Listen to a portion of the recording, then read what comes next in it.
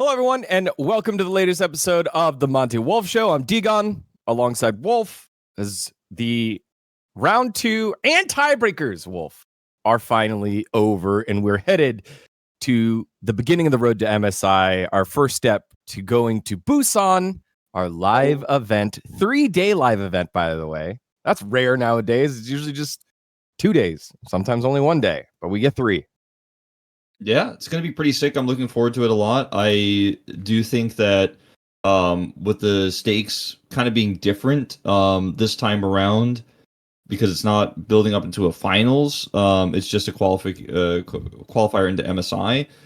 It feels a little bit weird, but I feel like having 3 days makes it feel more cool. You know what I mean? Like we have like 3 entirely important and big matches instead of just having one of them at Lol Park and then the other 2 in Busan itself. We actually have all 3. I don't know how it'll be. Like I'm curious to see how LCK's take on this is, like whether they think the first match is like the finals, like the number 1 seed match, or if they save that for the last one, or if they're all just kind of treated equally. Because you know when you do an LCK roadshow, one of the days, usually the finals, obviously, I mean always the finals, has a big production and like a big opening video and all that kind of stuff.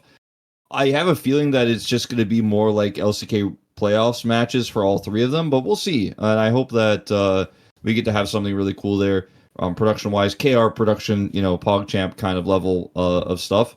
And if we don't, then it's still really cool that it's in Busan, and fans who live in Busan get the opportunity to go to a big event like this. And a lot of people, of course, like us, will be traveling there. I heard one of my Korean teachers lives in Busan, and she said that it sold out in minutes.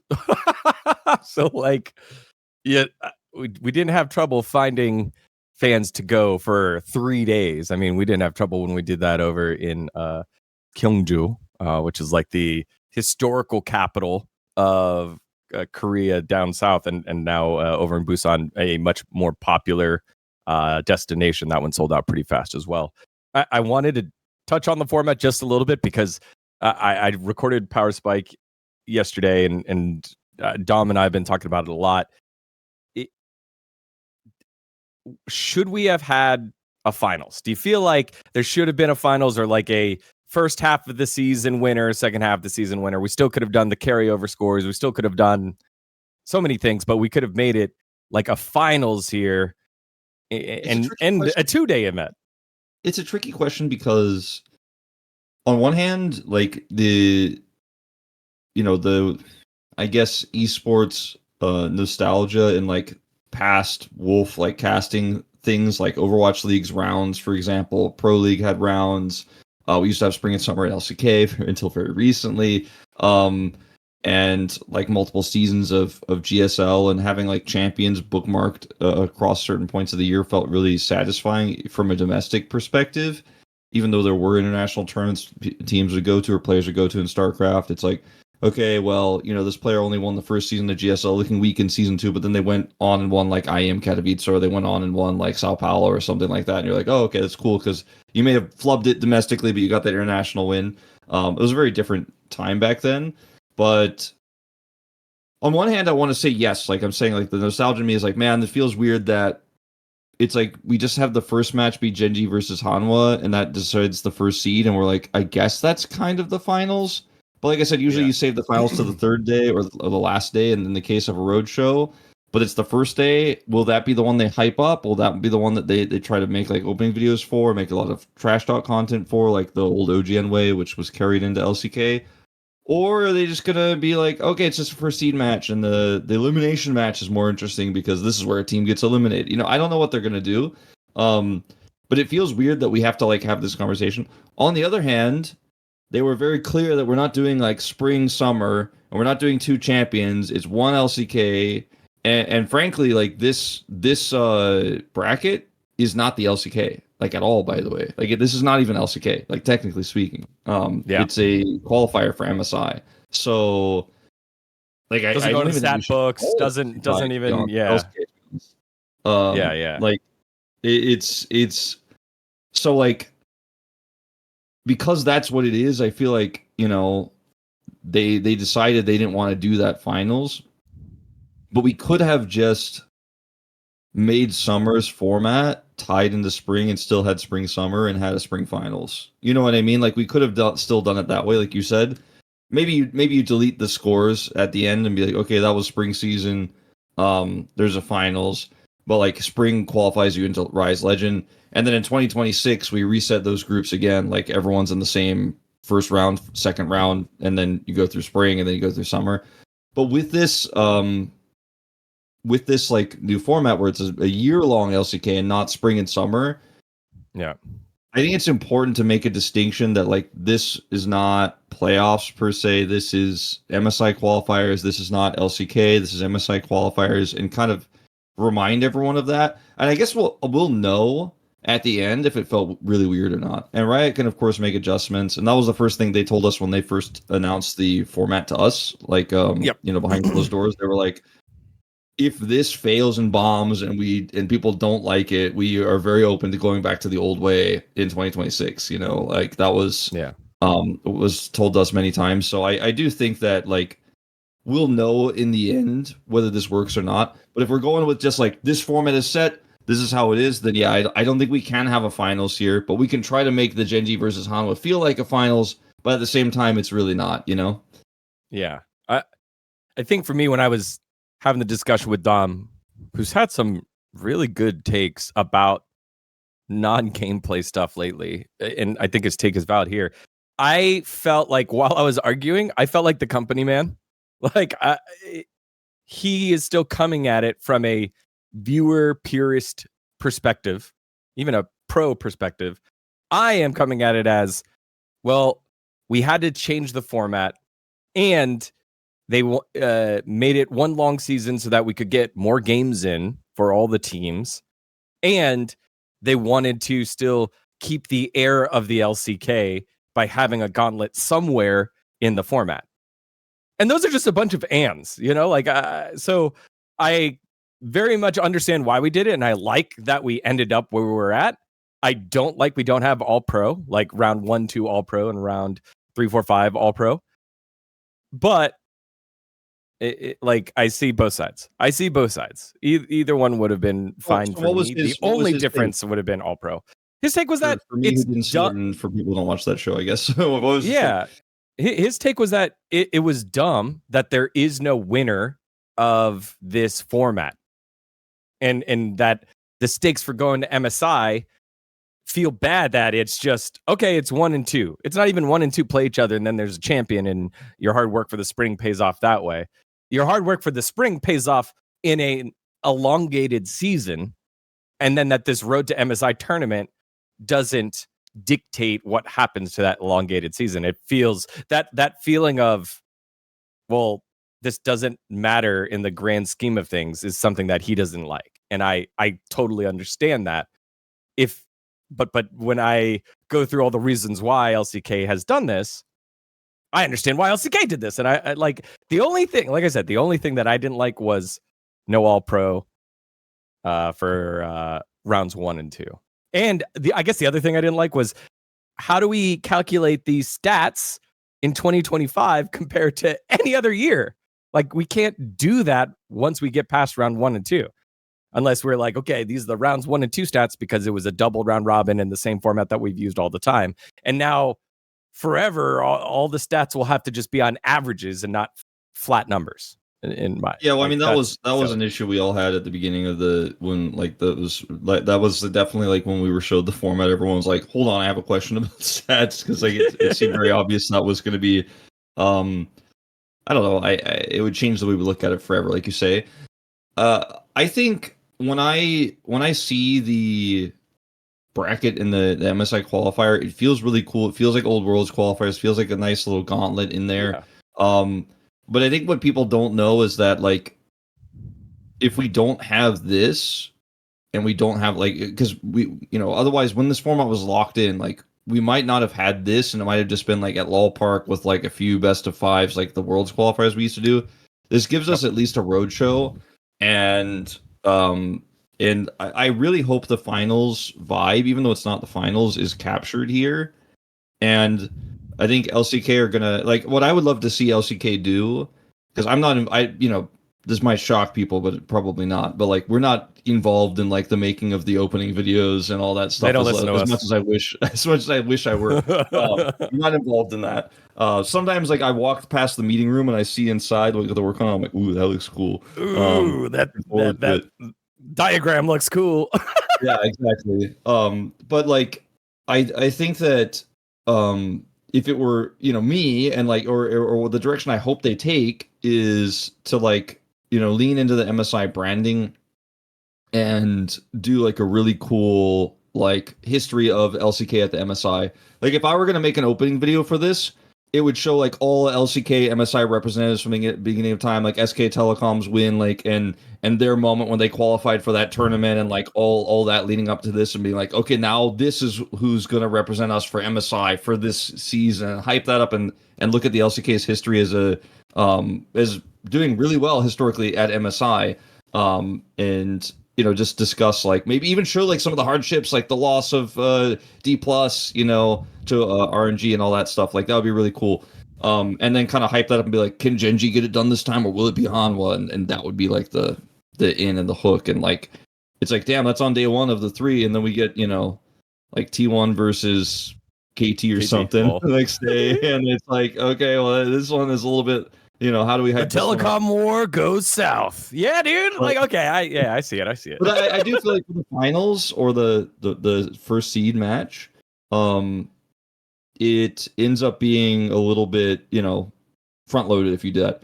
On the other hand, I think when I'm saying these words and they come out of my mouth, I'm looking at the bracket. I'm like, wait a minute, I know what the problem is. There's 2 seeds. If there was just 1 seed, everything would be fine.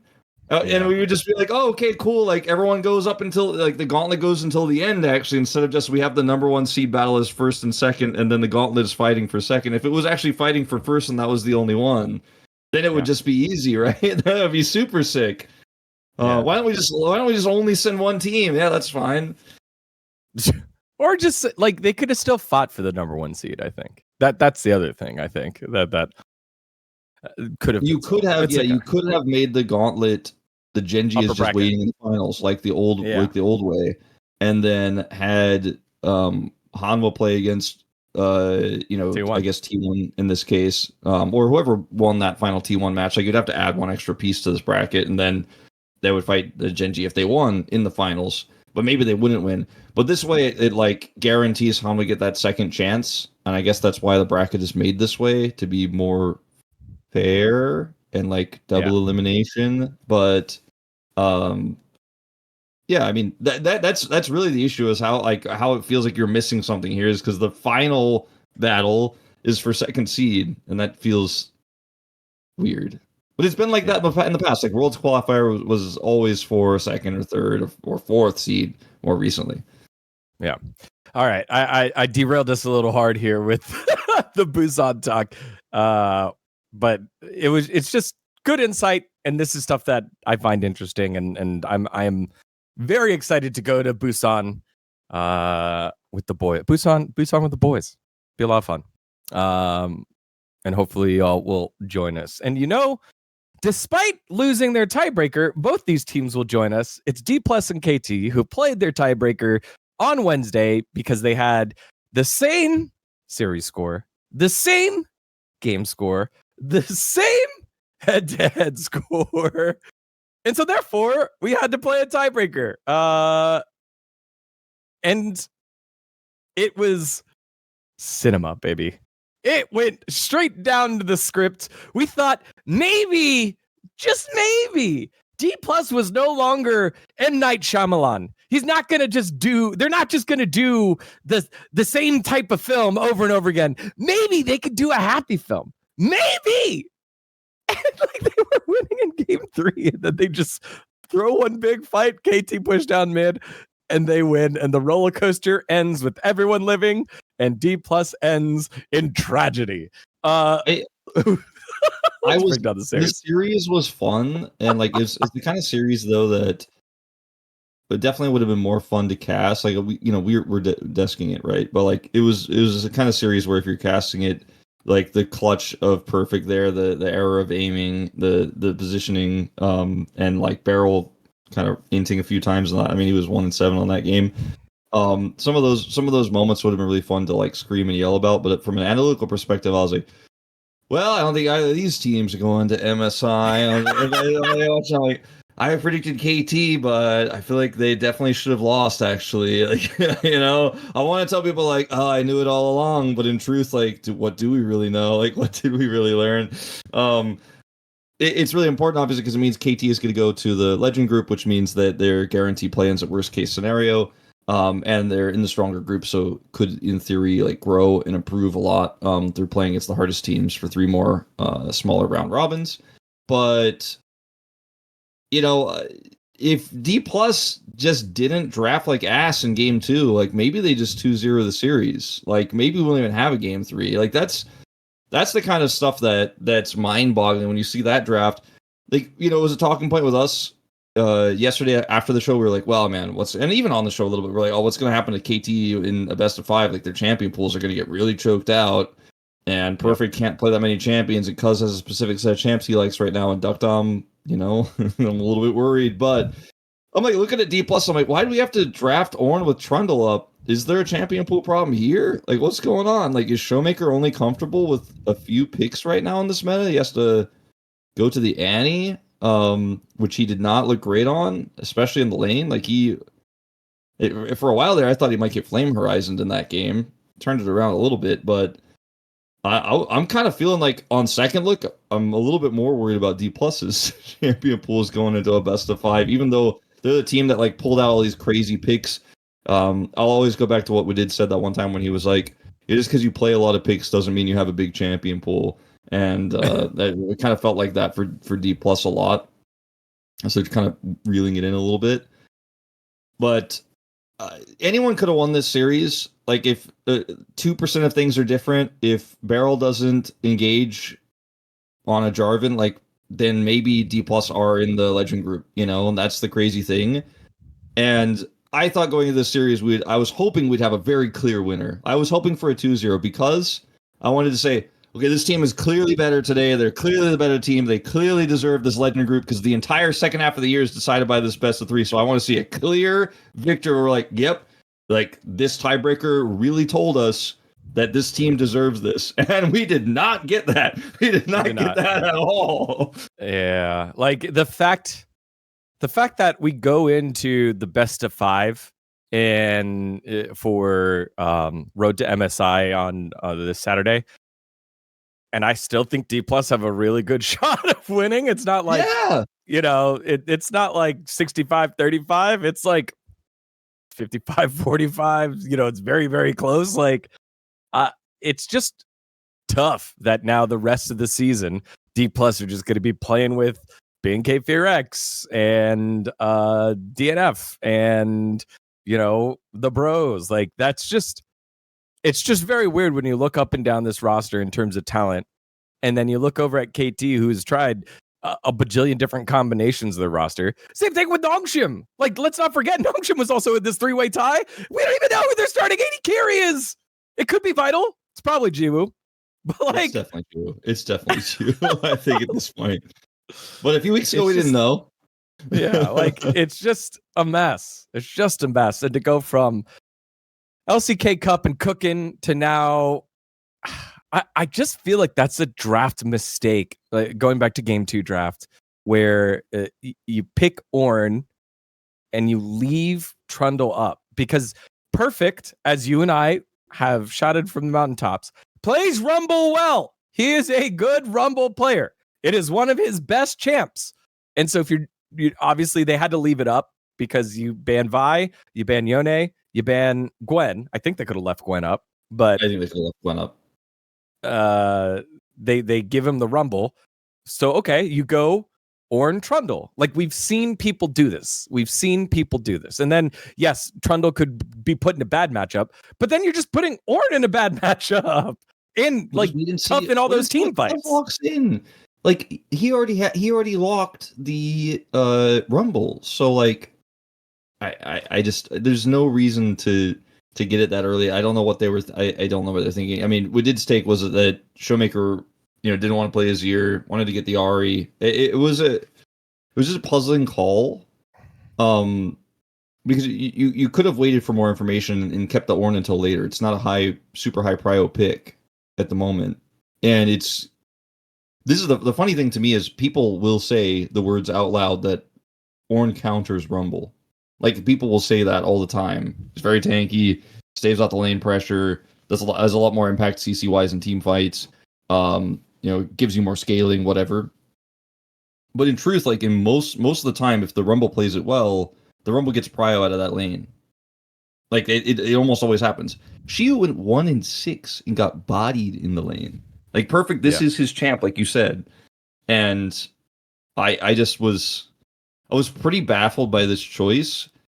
And had KT, I feel like if KT loses this game, we would have gotten the clean 2-0. I was like, oh damn, I guess dPlus deserves it. You know what I mean? Like if KT had somehow borked this game, I'd be like, well, I guess we really know they're not top 5, but they didn't, and they played well, and it's like BDD on his ear, and Cuz's Trundle has been very good. So I don't know, it just felt like dPlus didn't really have a good read there at all. And then their drafting game 3 was just chaotic, but aiming was the main character until he died and the story ended. Like I was like, oh, maybe this is gonna win. Like it didn't feel like KT was gonna be able to find a way back in, but dPlus didn't play slow enough. Both teams played so nervous in game 3. They both were constantly choking. Both were like, I mean, I'm watching Cuz and BDD play like they're rookies in this one. I think the Legend Group cutoff meant so much to both of these teams, especially if you're looking at players like Showmaker, like BDD, like Cuz, who are elite players who have been playing for so long. To be like, Barrel. I'm with bro? Barrel? Yeah. I'm with bro. Are you serious? Like, where's my career at? Like, if I were a pro, that's how I'd feel. I'd be like, damn, I'm like down there with DNF. Like, I thought like people say I'm like one of the best junglers. Like people say I'm one of the best mid laners. Like Barrel's like, I have multiple world champions. I shouldn't be down there, man. You're down there now, because you choked a little bit, because the veterans all choked in this one, and everyone had individual moments of like, what the hell are you doing? Cuz like solo ulting Barrel as well. I'm like, I was watching that game pulling my hair out. But at the end of the day, KT gets it. But I could see a world. I would not even be a little bit surprised if dPlus 3-0 on Saturday. Yep. I wouldn't even be a little bit surprised, because maybe they trap better. Maybe they get some good coaching. Everyone's like, all right, calm down. Like we 100% should have won that. Pressure's off on Rise Legend. That's locked in. That's unfortunate. But let's play our best against KT here on Saturday. And maybe if they just calm down a little bit, they could just 3-0.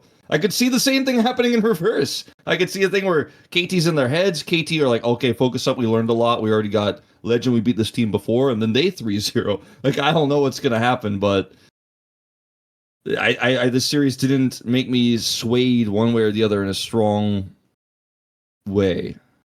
Yeah, you just look at the two barrels.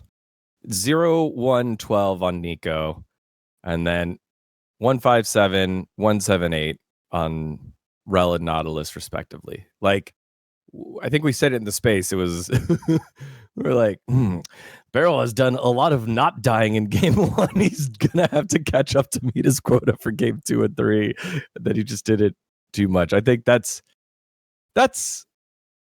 It's so true, though. Like, I you know, when I first joined the LCK, you know how Chronicler always talks about he doesn't think curses are real. And, like, when I first joined the LCK, I was like, dude, why are we do these weird narrative things? Like, I kind of got, because I watched a lot of LCK, right? And I watched a ton of LS commentating. And I feel like when LS was in the team, like, you know, Atlas would make a bunch of memes and LS would be like, but here's the facts. And then when I joined the team with Cronny and everyone, we were just kind of all memeing, don't get excited about KT. I'm like, yeah, I know this is a meme, but like, come on, guys. Like, they're, like, we know where they're at. Like, we know they're like a dead seventh. Like, no one's excited about them actually. Like, whatever. All these memes are happening. All these curses. All these things. Barrel is always gonna int, but then win. He's a world champion. And like, I was like, guys, come on. Like, this is a bit much. Like, what, were we just gonna run these memes to the ground? And then, like, you know, I hear on the cast like, oh, he only has one death. He's gonna have to make up for it. And my instinct, my old 2021 new LCK caster Wolf instinct is like, come on, guys. Like, that's a weird thing to say. And then he just dies 12 more times after that. 0, 1, and 12. How many deaths does he have after that? Fucking 12. Like, how does it happen? How does he keep doing it? How is he so predictable? You just never know. You just never know. But like the thing is, you do know. You like can't predict it. You can't see the angle. You don't know why. But you know Barrel's gonna have that off day. And I don't know, man. I get it together, everybody. Both of these teams, please. I think they're capable for so much more. But you know who I will shout out of all these 10 players the most though is Perfect. Perfect popped off. Peter also pretty good, but Perfect popped off.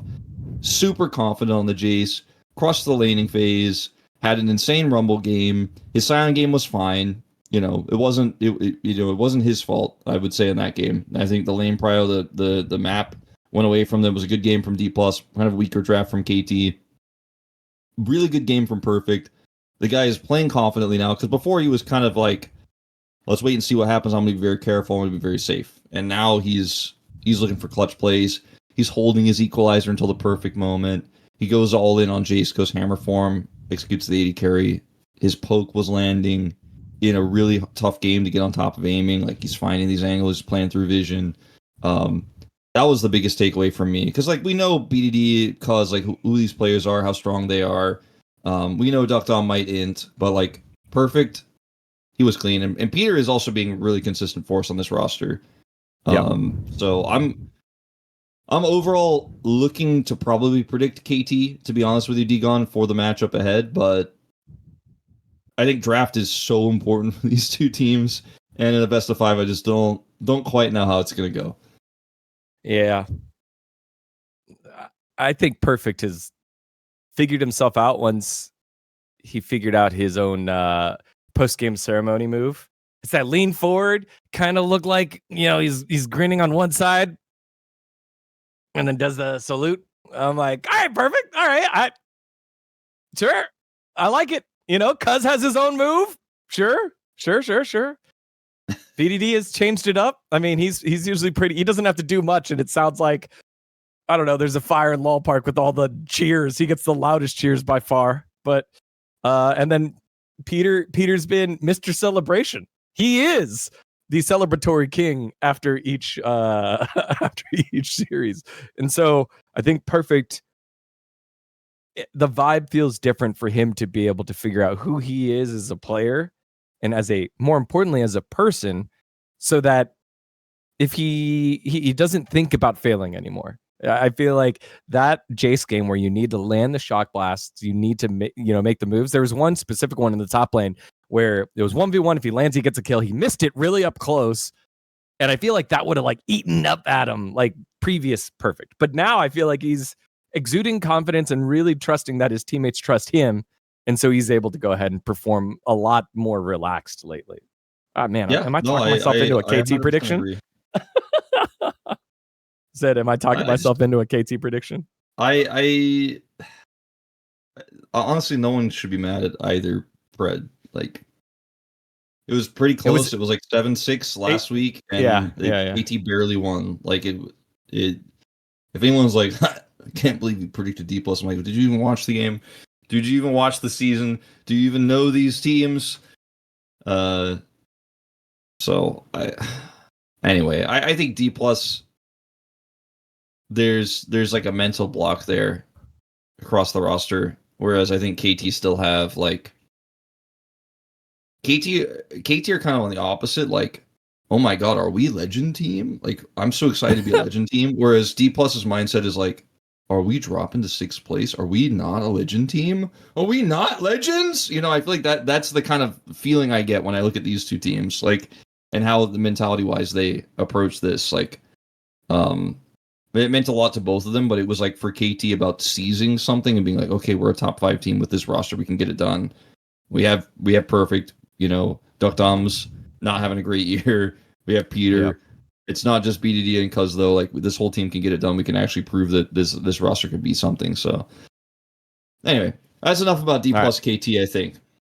Yeah. All right. Well, you know what there hasn't been enough of? Our friends over at Mando. Boom! We just got our shipment here of Mando. They've got the whole body deodorant, whether you have it in the invisible spray form or the invisible cream form, which you all at home have the opportunity to get now, because it was made by a doctor who saw firsthand how normal BO was being misdiagnosed and mistreated, and it's clinically proven to block odor all day and control odor for up to 72 hours. As you saw, you've got multiple different product options. Also, the deodorant stick, which is formulated and powered by mandelic acid to stop odor before it starts. And the spray is aluminum free for those hard to reach places, which means you can put it everywhere. Your pits, balls, thigh folds, belly buttons, butt cracks, and feet. Also the grundle, you can get it on in there. Did you know it's clinically proven to control odor better than shower with soap alone? 12 hours after a shower, the average man's grundle was a 5 out of 10, but with Mando, the average grundle odor was less than that. It was 0 out of 10.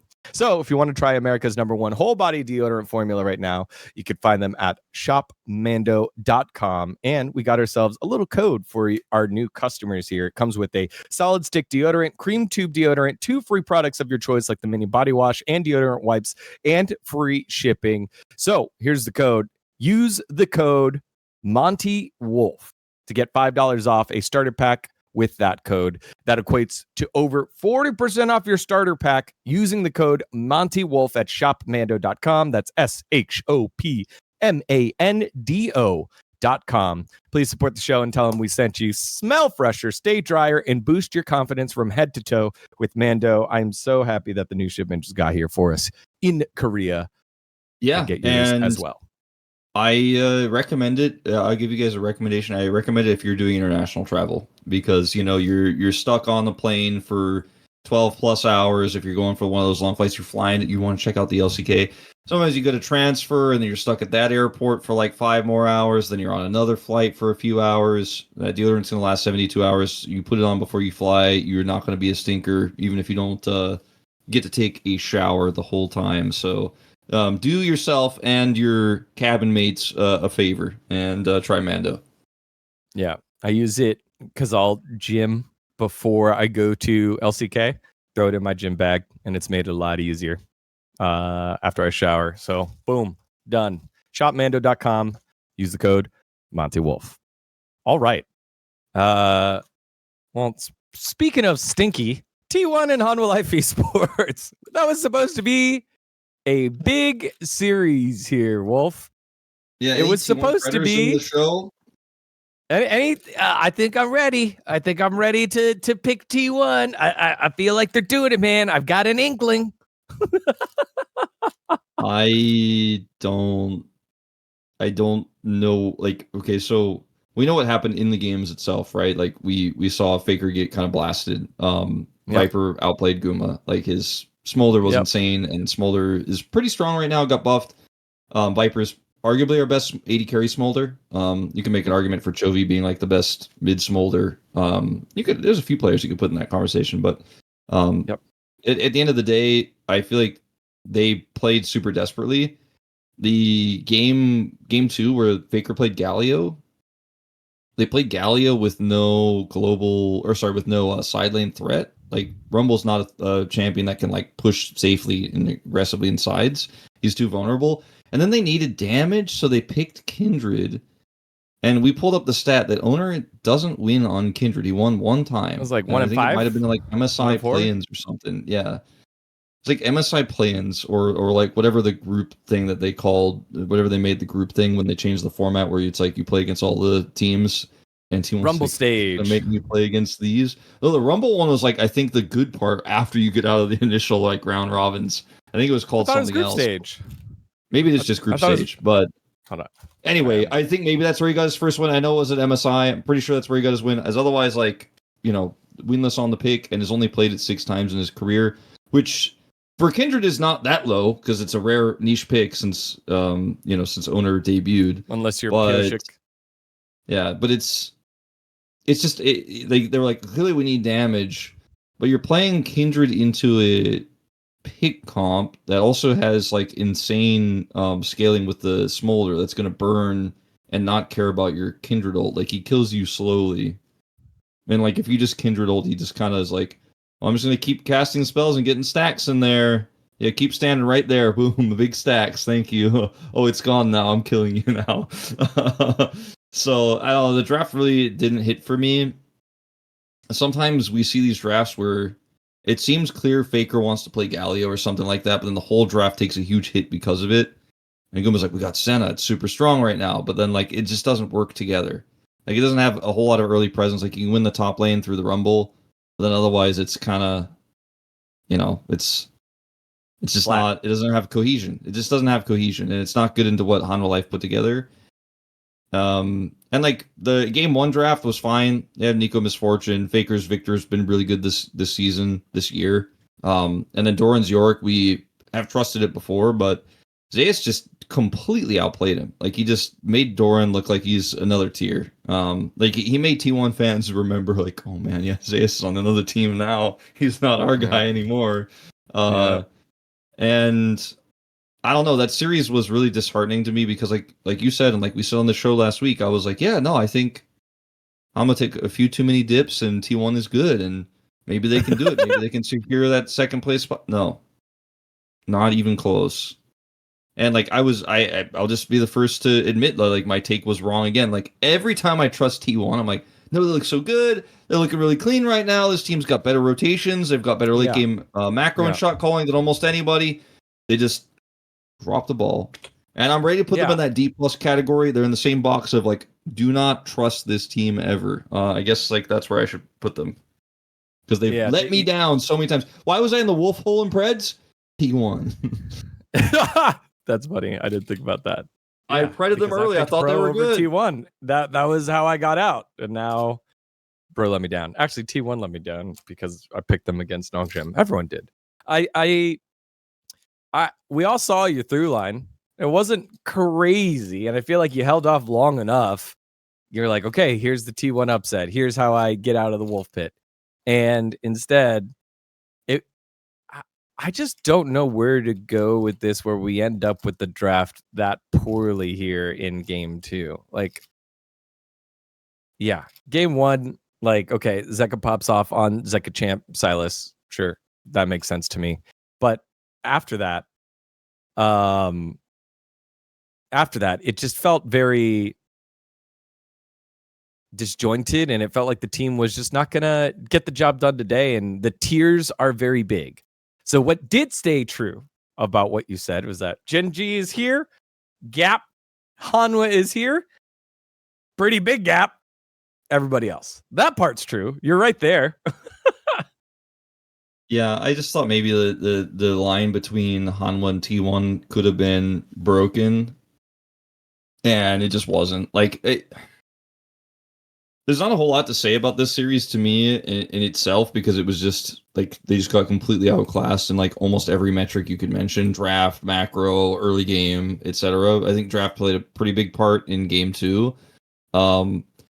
But here's what it means though, and this is like what that series itself. Like we could go deep into the weeds on it and be like, oh yeah, and like I can't believe Faker's Victor was like mediocre this time, and is he relying on it? I don't want to get into that, but I want to think about the bigger picture, and we can talk about what maybe it means for that, which is that GenG is likely going to beat Hanwha at the beginning of our roadshow, and that will put Hanwha in that round 4 final qualifier match. If T1 wins against, who knows, maybe Nongshim, maybe KT, maybe I could see any of those 3 teams being there. I think T1 could win. But like if they do, which is kind of an if, but feel fairly confident that they should be able to if they play their best, then are they just going to get blasted by Hanwha again and they don't go to MSI? Like, because right now that's kind of my vibe. And unfortunately, for predicting and knowing what's going to happen going into that series, I'm going to know a lot more about Hanwha's current form because they're going to play against GenG. And then T1 is not going to play against anybody until they play against one of those weaker teams, like I said, in that gauntlet. And so they're just kind of chilling. So we're not going to have a whole lot of data on T1. And then we're going to go back and look at, like, when you look at that matchup, you're going to be like, well, they beat Nongshim or KT or dPlus, but, those teams are, like, a little bit rocky right now. Well, how'd they do against Hanwha when they played against each other last time? And you're going to be like, oh, yeah, I don't know. That was not good. That's best of 5. And best of 5 is the thing we've been talking about with T1 all year since they lost that best of 5 to Hanwha in LCK Cup. They haven't played any best of 5 since then. Well, we've been, for 2 rounds, being like, oh, man, I'm worried about T1 in best of 5. I'm worried about Faker's champion pool. I'm worried about Guma. His champion pool keeps getting crunched.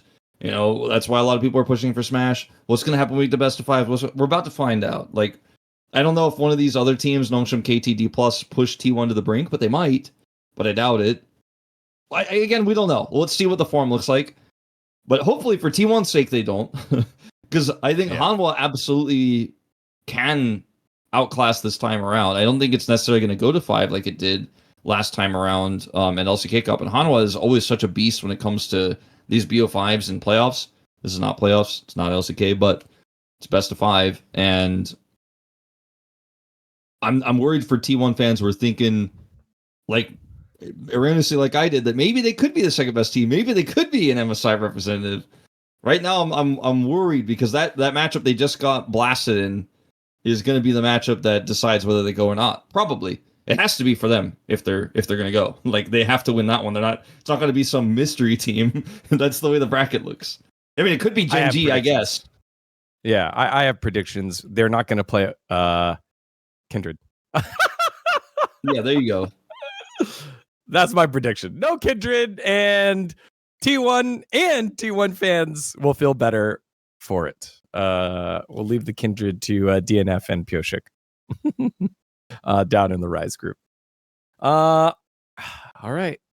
Well, I'm nervous to set up any big matches because it felt like we had that Hanwha versus GenG match. We're like, oh, it's going to be great. It's huge. It's a big one. And then that was a stinker. And then, all right, T1 versus Hanwha. It'll be great. And then that was a stinker. You know, it was a great match. KT GenG. That was a great match. Like, the matches, Nongshim T1, the matches we didn't expect were great matches. The only one that delivered, and we knew it was going to deliver recently, was the tiebreaker. It was roller coaster narrative versus tragedy writer narrative. That one, I loved it. I know that, you know, we literally just spent like 30 minutes talking about it, but I loved that one. That one hit the expectations right where it needed to be. All right. Yeah. Let's go. Let's move on to GenG. Let's do GenG first, then we'll do the business stuff afterwards. So GenG, they're the big bad season because not a perfect season, but a perfect round 1 and 2. Yeah. 2 perfect rounds back to back. So 18-0. Not really a shock to anyone, although the KT series being as close as it was pretty funny. But this time they get over the hurdle in the end.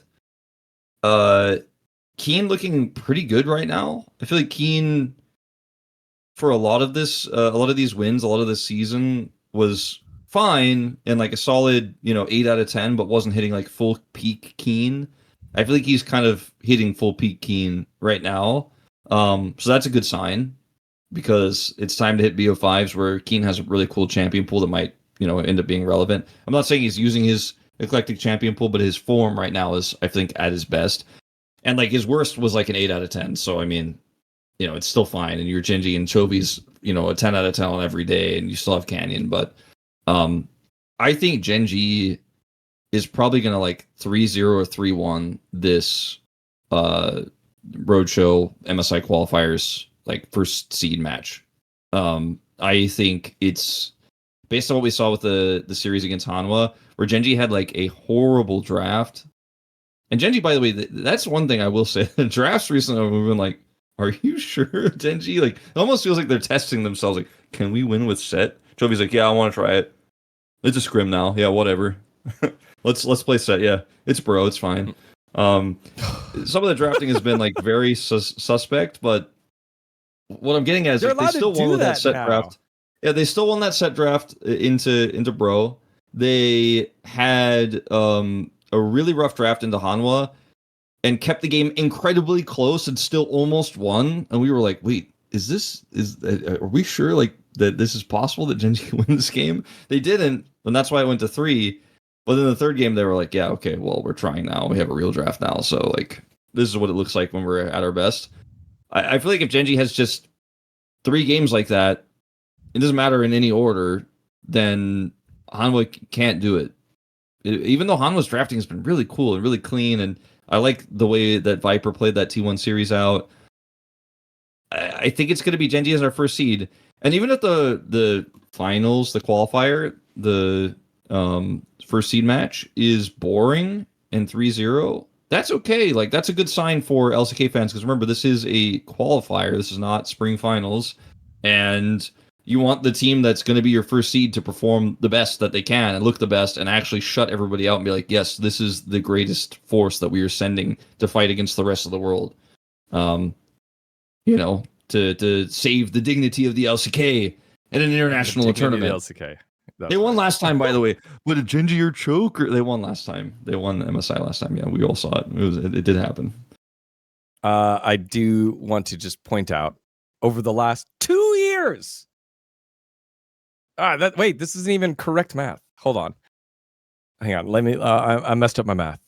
Let's see. It was dGon was statsing. He was doing some stats while I was going on my tirade, and he messed it up. Oh no! I messed it up. Okay. And then 2. Okay.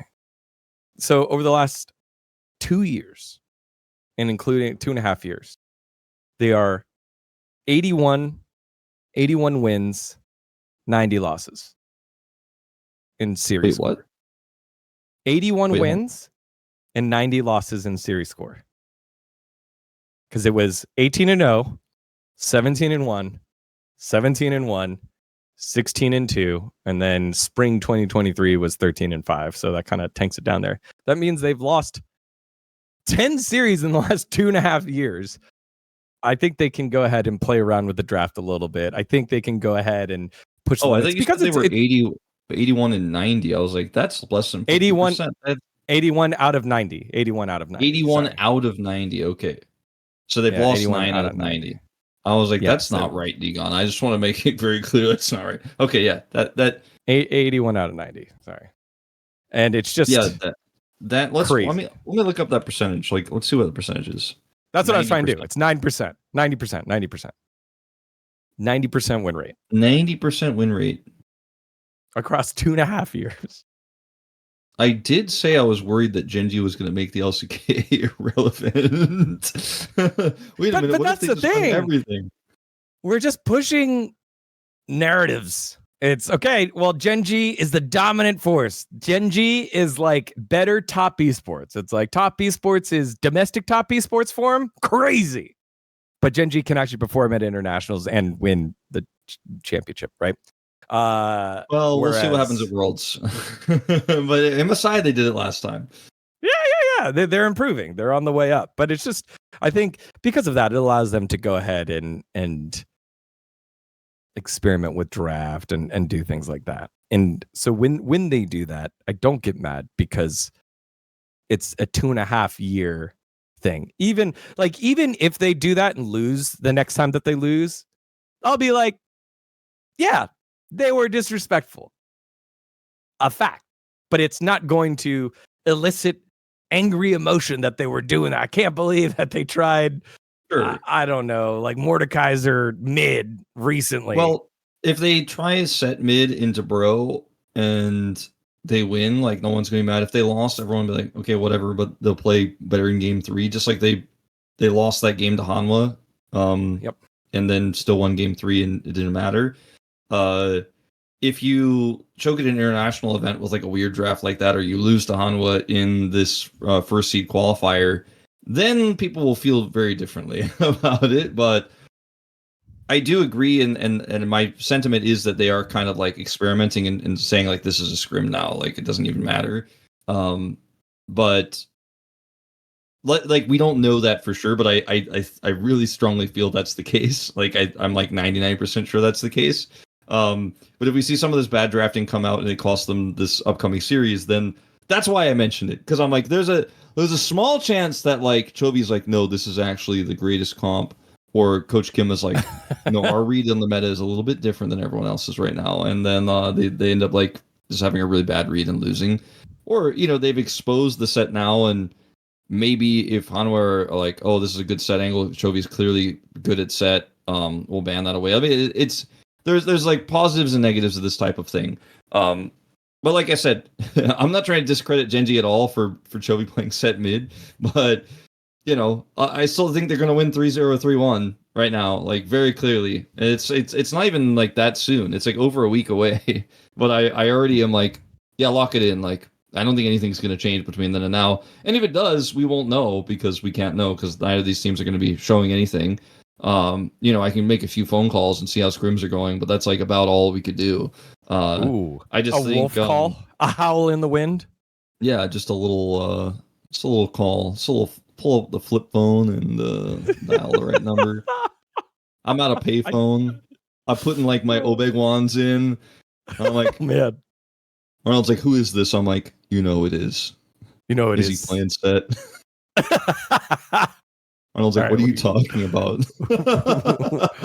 I veered us off again. I've been a little loose with the hosting. That's my bad. I sent you astray.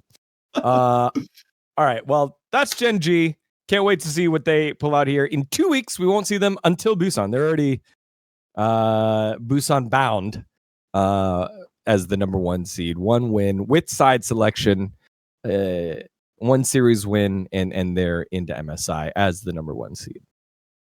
All right. Well, time to remind our friends here about you guys, about our and possibly your friends over at Raycon, because Raycon make the best damn headphones out there. The everyday earbuds. I got them right here. Boom. Unique colorways. I got like the periwinkle, light blue, purplish joints. They charge super fast. 10 minutes yields 90 minutes of battery life. So if you're on the go, you forget to charge, you're kind of you're more of a type B and not a type A like me. And I'm like, shoot, I got to charge it real quick. Got you covered. Real and if quick you're a type charging. C, it's pretty awesome. That's the type of charger it uses. So that's perfect. True. Thank you, Wolf. That was good. By the way, they're also the perfect. Works with all the other chargers. Especially here in Korea. Raycon's everyday earbuds are the perfect summer accessory, whether you're going hard at the gym, enjoying the sun and taking those work calls outside, or jamming out while barbecuing to your favorite tunes. Enjoy premium audio that goes wherever you do with 32-hour battery life when you are type A, and charge it with your type C fully, and multi-point connectivity that lets you pair 2 devices at once. They also come with active noise cancellation, which is very difficult to find at an accessible price point, but Raycon's got you covered with just half the price of other premium audio brands. And for some reason, if you don't love it, which I don't know why, because Wolf and I both have had to get multiple players because we've loved it. They offer a 30-day happiness guarantee return policy, no questions asked. So head on over to buyraycon.com/M&W to get 15% off Raycon's best-selling everyday earbuds. 15% off their best-selling everyday earbuds at buyraycon.com/M&W. That's buyraycon.com/M&W. I'm telling you, y'all, is great. I was always worried too that these kind of bad boys would fall out. They don't. Got a bunch of different earbud sizes. They are awesome. Thank you to our friends. Nothing fits in my ears, Raycon. but these fit in my ears. So if you're like me and you're like, man, none of these earbuds fit in my ears properly, I'm super annoyed. Raycon's worked for me. They don't fall out. Next time you watch LCK, look at Wolf's earbud, because that joint is usually popping out. It's because falling out, man. It's Stop so telling them funny about it. Every time the camera changes, I'm like, get it back in. Get it back in. You're making a point, and we go to replay, and you're just fumbling like this. You know what won't make you fumble? Raycon's everyday earbuds. There you go. That was a read. All right. Time for some sad news. It's just sad. I was like, is it melancholy? Bittersweet? I guess it could be bittersweet. Our boy, fellow brother, maybe not a bro, he's a bro auntie, Chronicler, has announced that this is his last year casting here in LoLEsports. He will be leaving the LCK and moving back to the Netherlands to not cast anymore and go start the next chapter of his life. He had a post up about it on his Twitter. I want to get your thoughts on what that announcement made you feel and what you think about Akani's legacy here in LCK. We could do a whole episode about it. Maybe at the end of the year we will. I don't know, but yeah, it's he's been here working with me. Like he joined the same time as me. We've been You guys were doing LCK batchmates since 2021, so it's our 5th year together. And the amount of help he gave me over the years, and especially the very beginning of LCK, when like obviously he was a much more experienced League of Legends commentator, has been invaluable. And for us, we've known that he's going to be leaving at the end of the year for quite some time, obviously. So the announcement itself, like I didn't think it was going to make me feel that much, but it definitely did. But we all also are going to be working with him for the rest of the year. But Chronicler was someone who said he wanted to come to Korea, wanted to commentate LCK, but it was never going to be his like long-term plan. I'm going to leave, and he kept staying. And I was like, yes, more Chrony. Everybody's going to get some more Chrony. Our team, I feel like, will not be the same without him, no matter what. Like, that's the hardest and weirdest thing about it for me, is that Chronicler has this certain energy to him where he's going to do the right thing no matter what. He's going to say the polite thing. We're all going to tease him about it a little bit, but like we need that positive force on our broadcast. So I'm going to miss that the most. I think, in terms of like why he's leaving and his own personal choice, I hope everyone respects it. I think based on the reactions I've seen, everyone is respecting that. But he said he's going to co-stream challengers, after this as well. Well, he said probably. So we'll see if he actually ends up doing that. But yeah, I'm going to miss him a lot. And we are doing a application right now, so anyone can apply to be a part of the LCK in any role, basically. If you want to, like, we get so many messages all the time. All of us get DMs like, I want to work in esports. I want to work at LCK. I have this really niche specific skill. And, I don't know what to tell those people most of the time, except like build a resume and come back later oftentimes, or we're not really looking for anything right now. Right now, we are looking for basically anything and everything. So if you want to join the LCK, if you want to maybe try to be the legend that is Chronicler, good luck, you'll never be there. But like maybe you can get close one day. I'm trying to get close to where Chrony's at. But if you want to apply, we are looking for new writers, we're looking for new commentators, new potential desk people. So shoot your shot, send it out there, build a resume, build a reel, and let us know like if you're interested in joining the team and why we should get you, because we will likely have some new faces, at least one, moving forward. So it's weird to say bye to Chrony. Like it's not real for me yet because we're only at the halfway point of the year, and I think I'll probably be a lot more emotional about it at the end of the year. But still, it's weird that everybody else knows it now, and that makes it feel more real. Yeah, Chrony is our moral compass, our lawful good in our, what is it called? D&D alignment chart. And there are times where I think I'm that, and then I take a shortcut, and Chrony is like, dGon, you know better. And I think that level of accountability is very important to a team. It's very important to a group of friends, and it will be missed, and that part will be difficult to replace. I'm not even talking about the casting yet, right? We're not talking about the passion for Dplus and challengers and finding those types of players, the passions for storytelling that he's displayed over the last 5 years. His growth as a caster, his growth with the way that he sounds, the way that he talks, his analogies. Yeah, it's just more about the person that we'll be losing is growing up and moving on, and that's a bummer. But also it will change the dynamic of the broadcast moving forward, and LCK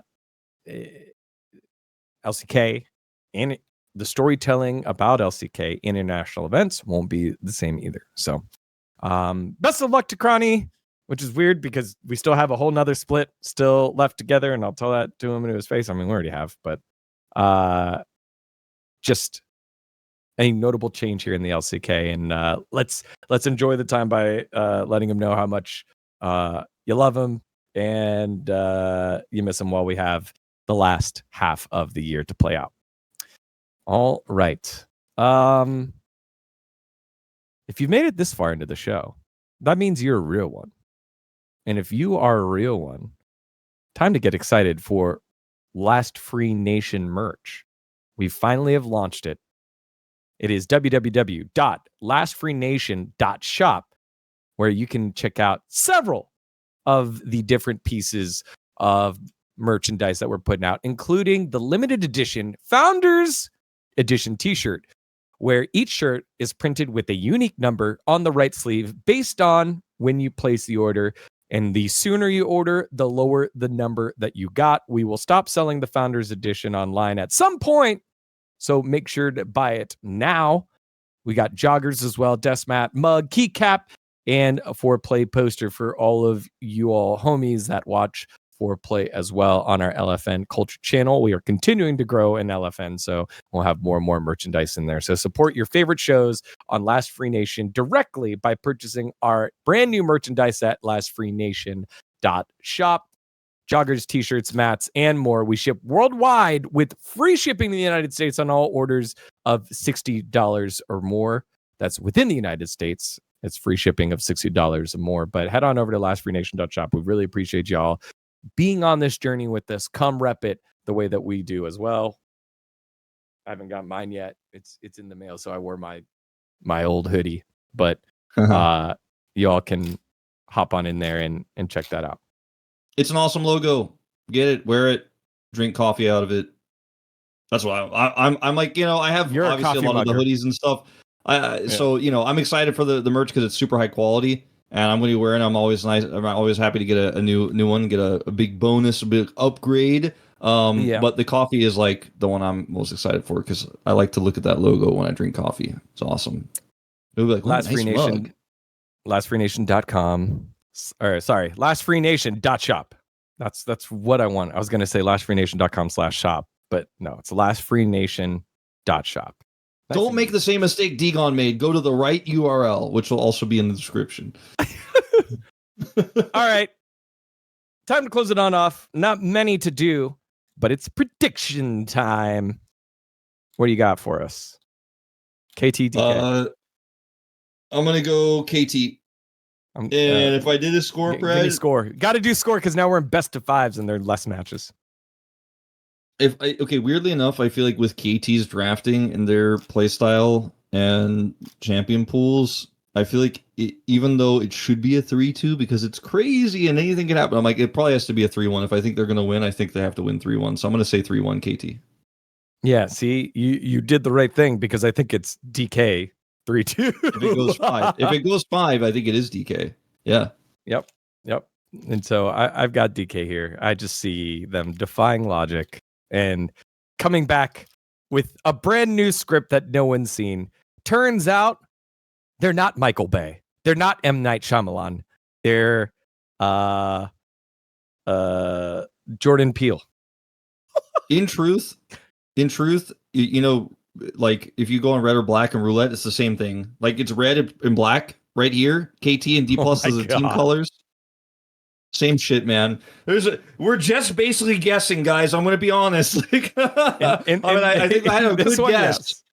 But like it's the same kind of good guess. I'm like, yeah, 3-1. Like if it goes to 5, it's probably Dplus. Is me being like, oh, it's been black 3 times. It's definitely gonna be red this time. Like I'm talking myself into thinking I know what's going on, but in truth, like we really don't know. But yeah, well, we'll see what happens. We already talked about these teams enough. I don't want to get into it more. Winner of that versus Nongshim. A little bit tougher. Nongshim just beat T1. I kind of want to say Nongshim. I mean, these spreads may change because we don't know what the matchup is, and like we don't know what the KT Dplus form is going to look like on the day. But for the purposes of this show, like I think I would go Nongshim. Yeah, I go Nongshim either one. I think KT match up better against them, but I think it's Nongshim either one. I just have big trust issues with Dplus to do anything ever again anymore. which is why I picked them to win, because I don't think anyone's going to think that they're going to win. That's where we're at with dPlus. You've big game pilled me with dPlus. If it's a big game, dPlus will make it entertaining, but they'll lose. God, this is such an American reference, but maybe not. I know you know this one. Do you know the name? Do you know the Harlem Globetrotters? Yeah, of course. Do you know the name of the team that they play in every game? It's the same team. No. That's right. It's dPlus. The team that Harlem Globetrotters beat is dPlus because they got so close. They're there. They're in the game. It's entertaining. You paid to watch. And then the team that wins is the Harlem Globetrotters, which is KT in this case. But in actuality, the real stars of the show are how good dPlus make KT look. I think it's the Washington Colonials, by the way, is the name of that team. Let me see. The Washington Colonials.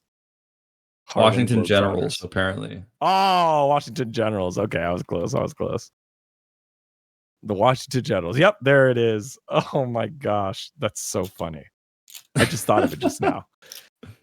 We'll see. Maybe the Washington Generals will win one against the Harlem Globetrotters. Saying that out loud sounds wrong, but maybe. We'll see.